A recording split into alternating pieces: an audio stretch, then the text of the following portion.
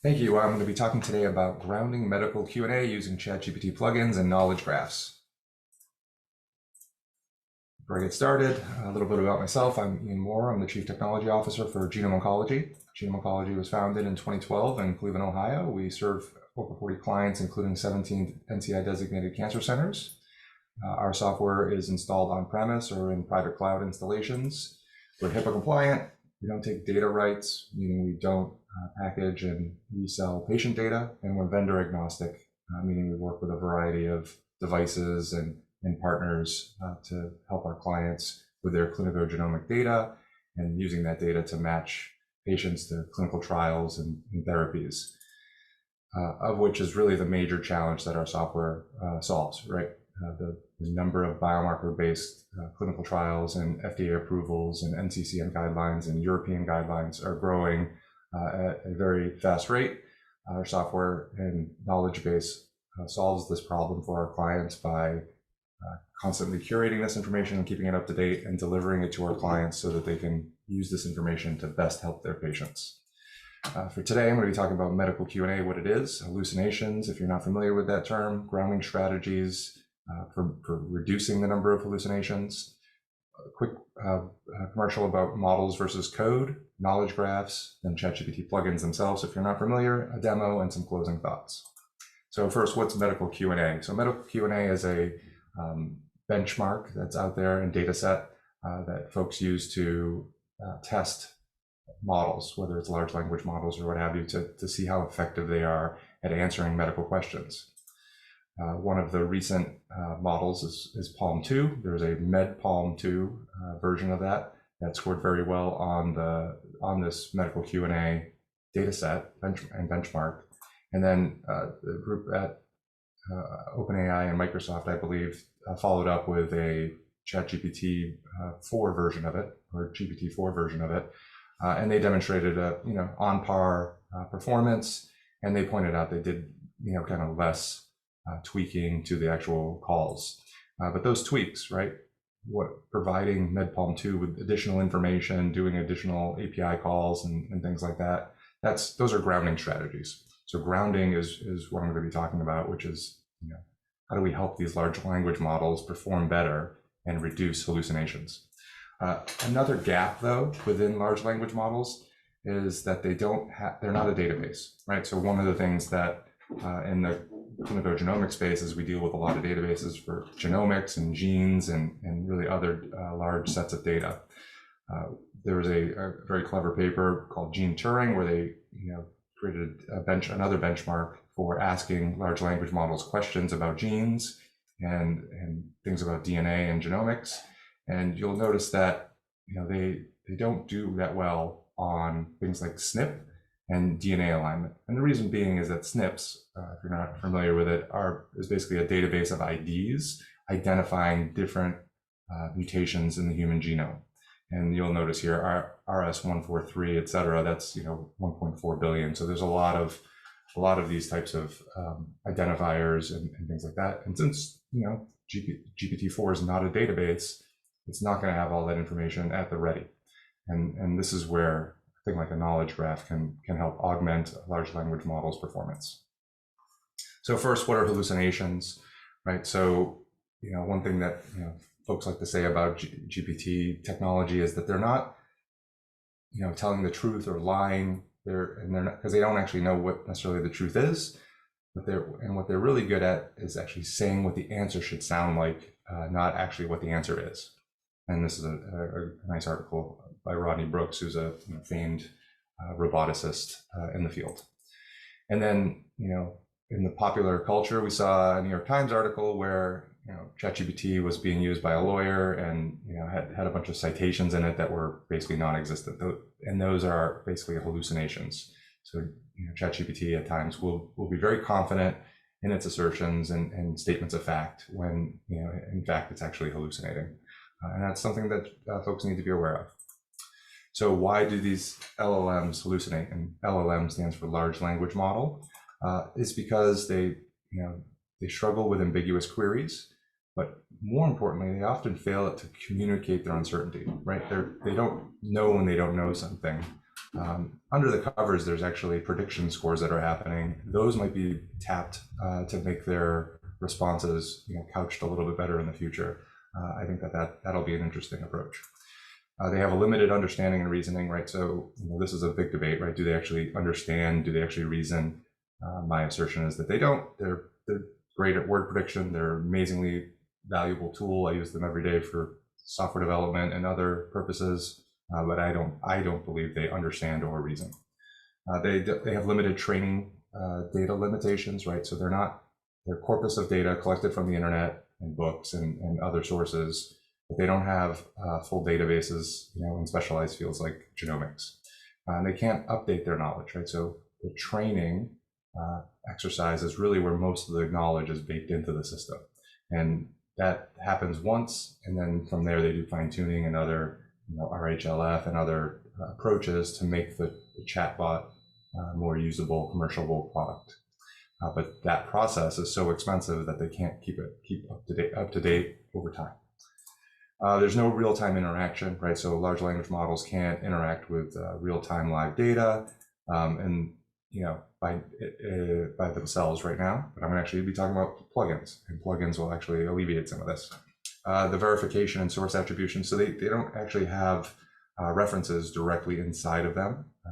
They will generate a reference, and if it's a common reference or something that's been written about a lot on the internet, then it'll do a great job of citing that. And then the last thing is really the context windows, right? And what a context window is basically a set of tokens in memory. And so you'll notice that if you're working with a ChatGPT or one of these large language models, you'll notice that it'll start to lose the thread of a conversation once it gets past a certain number of words.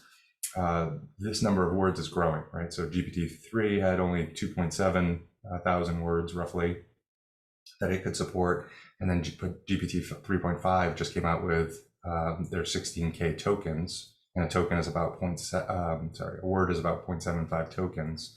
So that means it's about 22,000 words that GPT 3.5, the 16K version, can support. And then there's Claude by another large language model company called Anthropic that supports 100,000 tokens. And the nice thing is this number will keep increasing, and that's helpful in fighting hallucinations because it won't lose the thread as much when it's having a conversation. But more importantly, you can then use more grounding strategies where you're providing more information in context when you're asking questions. And so let's talk about grounding strategies. So, the first grounding strategy that folks are aware of is pre-training and fine-tuning, right? So what you're trying to do is actually bake the information directly into the model. And you do that by having, either labeled data sets like this NYU solution is taking clinical notes. And I actually believe they're actually using, unsupervised learning of masking and things like that. So it's not necessarily labeled data. They're taking their own internal data, running it through a pre-training algorithm, and then fine-tuning it off of that with some task-specific labels. And once again, this is a great way of kind of baking knowledge in, making your model more domain-specific, and therefore it will do better in that narrower domain. And they're getting great improvements on accuracy using a much smaller model than ChatGPT. Right, this is a 109 million parameter BERT model out of NYU. So that's one approach to grounding, but it's fairly expensive and it might not be reusable by outside of NYU either for generalizability reasons, right? Meaning it won't work at a different institution, or also they might not be able to release it because it might have HIPAA data baked into it. It might leak HIPAA data. Lots of things to be to understand before you make decisions like sharing a model like this. Another approach is prompt engineering, right? A common one is called enrichment, and one of the techniques to do that enrichment is using similarity search. So what happens is you store a corpus of data.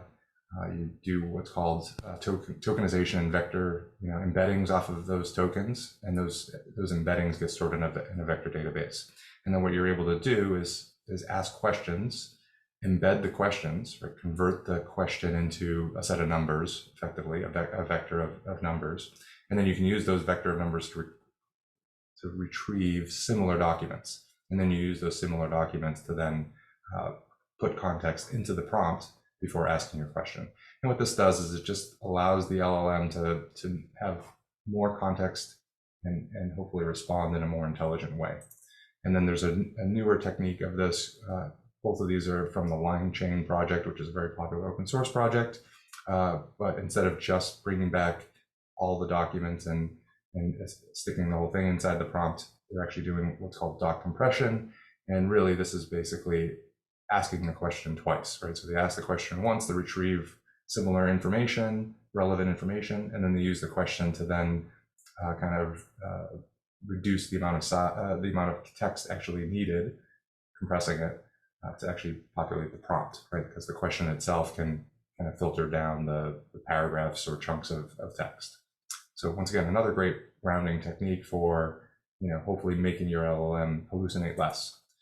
And there's lots of great, technologies that are out there. This slide, might be useful to you if you're, getting started with looking at technologies. Llama Index is a great way of kind of interacting with different vector stores, and they have some very great ways of chunking their data and looking at data in a way that's a little bit more sophisticated than just splitting things up by paragraphs and text. So that's some grounding strategies. And one other thing that I wanted to point out was models versus code, right? First, if you were to take GPT-4 and ask it a question like, what is 5 plus 5? It's going to get the answer right. Now, it might not get the answer right if you take two 5-digit numbers and multiply them together. So that's kind of one of the negatives of these tools, is that they're not calculators, right? In this case, they're not a numeric calculator. But instead, when it came back with the answer, it came back in 2 seconds. But if you were to ask Python and just say, hey, what's 5 plus 5? It would come back with 10, obviously, and it would be in 16 microseconds. So I then asked, how much faster is that? It's 118,000 times faster to just ask Python than it is to ask GPT-4. And while this seems obvious, the point of this is code is better when you actually know the answer, right? When you can actually codify it. We use large language models because they're more generalizable, and they're able to do things that where writing code might be very difficult to do. So use the tools that are best suited for the job, and understand the fundamental difference between models and code, right? So models are statistical, they're scalable, and they're probabilistic though, and they're predictions. And probabilistic just means you're not going to always get the same answer. While code, on the other hand, is computable, scalable, deterministic, and it's a calculation. And so the statistical model is scalable, but it's going to be 10 to 100,000 times more expensive, as we just saw. And you probably want deterministic for answers if possible, right? So just once again, understand the difference between what a model brings you and what code brings you. So then let's get to knowledge graphs. What are knowledge graphs? So here's a quote from one of the team members on the Google Knowledge Graph team from a presentation I saw recently on YouTube.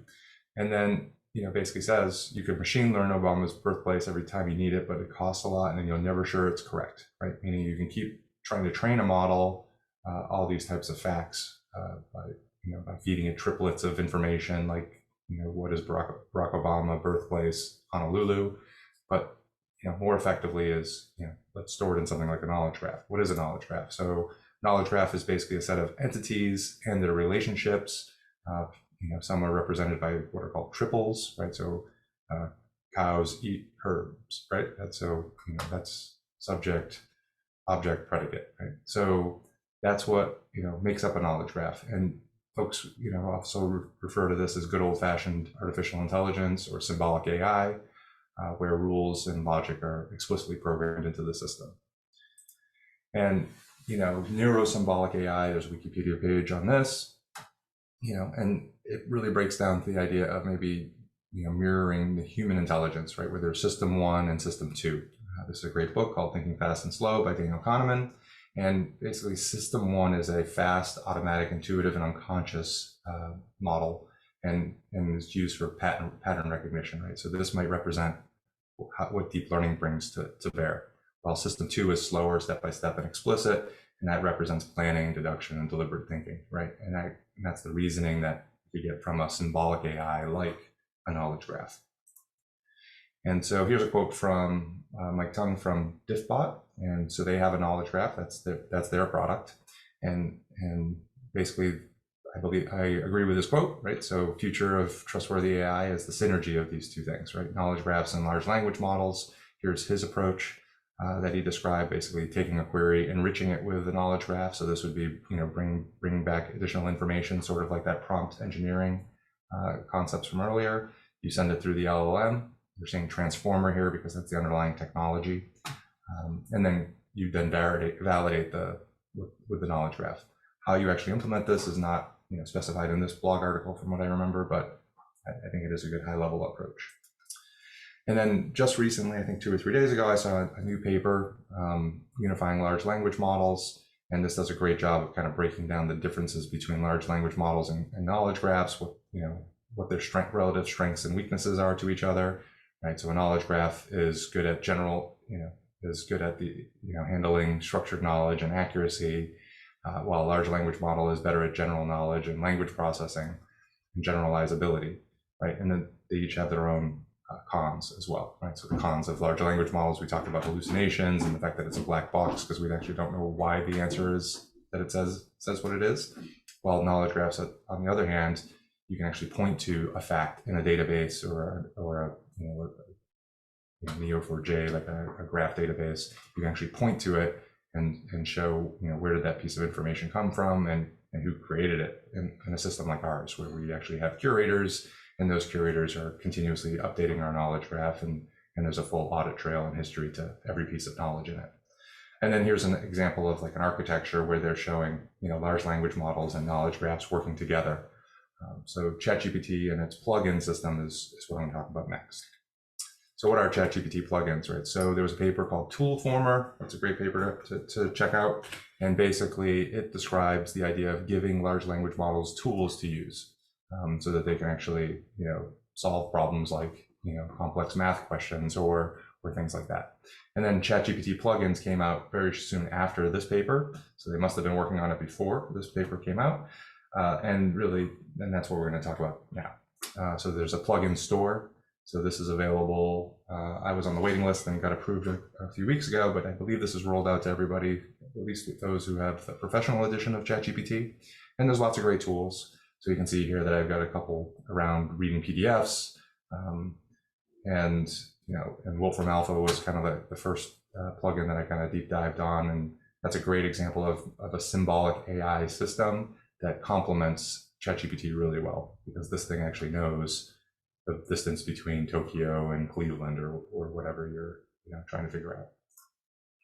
And then one example of using Ask Your PDF, which is a plugin that I really like, that can read the PDF and then respond to questions about those PDFs. So I asked it about another paper about biomedical knowledge graphs that had come out a week or so ago as well.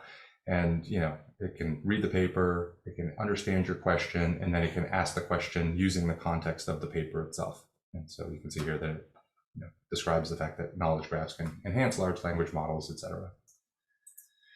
So now I'm going to do a demo of Precision Oncology, our knowledge graph and knowledge graph plugin. Let's see.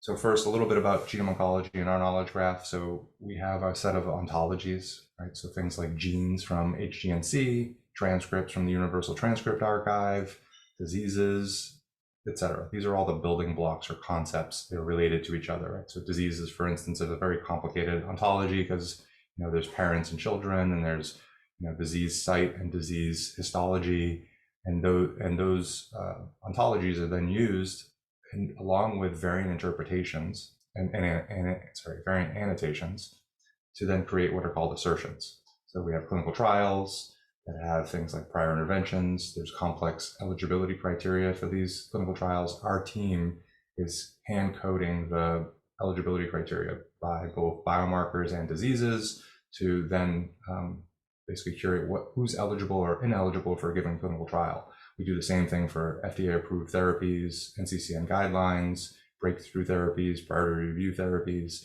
European guidelines, and a variety of other data sources. So we curate all of this knowledge, and it's really the intersection of these ontologies along with some logic, Boolean logic, like and-yalls and nones. And then we expose that knowledge graph with a series of APIs. So the first API, is our match API, and it takes in a patient's demographic information, disease and stage, age, gender, zip code, any multi-omic results, and then prior interventions, and then asks to interpret that and then match it. And then it's using our knowledge graph. We can then also integrate with our clients and their systems to do any filtering and augmentation of that information. For instance, clients have clinical trial management systems that are more up to date than clinicaltrials.gov. This information get augmented and used to provide more real up-to-date information. And then the recommendations come out the other end, which include, interpreting variants, recommending therapies or guidelines, trials, next best test, diagnostic, prognostic, or clinical pathways. And that information then gets filtered down to our user interfaces and workflows, and then also to integrate it to our clients' EHRs and their other systems.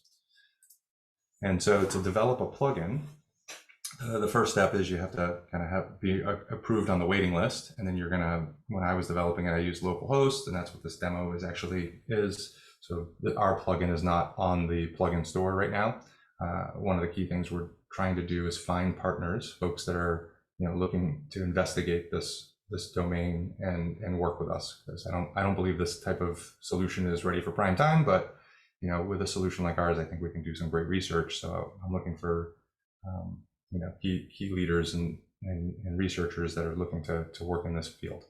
So given a local host, you then configure what's called a manifest file, and the manifest file points to your your open API specification. It's also called Swagger, and this is what the Swagger UI looks like, or the open API user interface looks like when you're exploring your API. And so let's go ahead and do a demo. So first, here's what the plugin looks like. This is a very trimmed down version of our API, just to not confuse ChatGPT at this point. But we're going to be calling this thing. The main thing to point out is, certain things are not read by ChatGPT. So I actually put a note there to remind myself. But basically, what the main programming language here is English. So I built this API, kind of plugin API. It's basically a proxy to our full API. And the main thing I did was really think through the English that I use to describe both the endpoints, the fields, and then the actual responses, right? So this is kind of a boring response. So let's look at a more complex one. So for instance, getting a therapy back includes, a list of diseases, list of biomarkers, assertion types that we're interested in, sources that we're interested in. But then here comes the response. The response looks like this, but then there's a schema. And the schema is actually where I'm describing the specific fields and values that are being represented by our API and their responses. So ChatGPT reads this document and then is able to respond to it. So I now have my plugins turned on. So if you were to open up ChatGPT, you can then turn on your plugins and you can then choose one. I have this one currently turned on, the ChatGPT one. And let's go ahead and start asking some questions. So the first question I'm going to ask is variant interpretation. So let's see here. So I'm going to take a VCF file and ask it to annotate and interpret it. So annotating is basically meaning read the specific lines of this file. A VCF file is a genomics file. It gets outputted by a tool called a variant caller. The variant caller happens by a device maker, like Illumina has their own variant callers and things like that. Now, what our system is doing is what's called tertiary analysis, which is annotating the variants that came out. You can see here's what the query looks like. So the query is it figured out what the pattern should be. So I described the pattern in my API spec. It determined that based on the VCF file, what the chromosome start, ref, and alt were. It then piped delimited them for them, just like I asked it to. And then it posted it to our API and got the response. It's then taking this response and then understanding it and then regenerating it. And you can see here that it's going ahead and providing information, including information around the classification, why the classification happened. All this is coming from the GenomOncology knowledge base.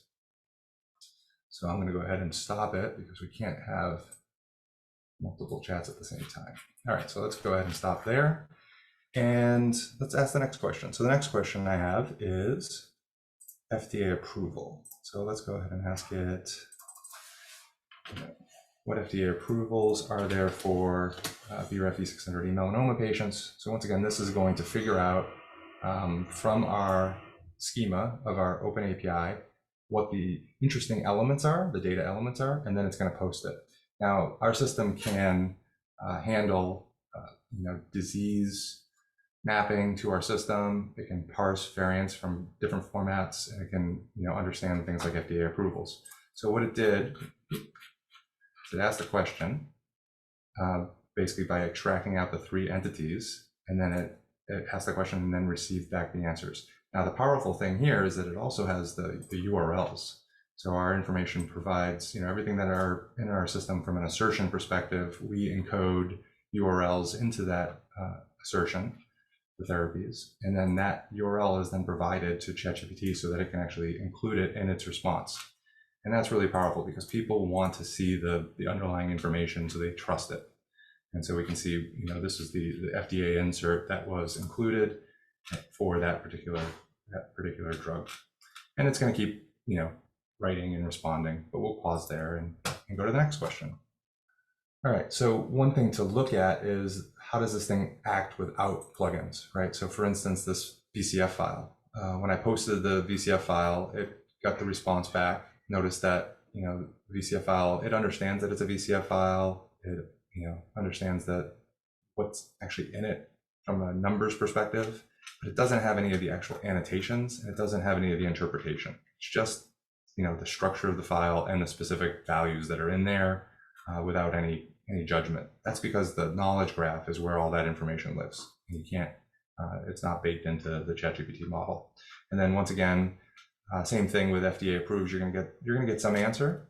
But notice here, I'm asking about stage 3 melanoma specifically. And in this case, it responds back saying, hey, truthfully, anything after September 2021, I'm not going to know about it. And it gives me answers.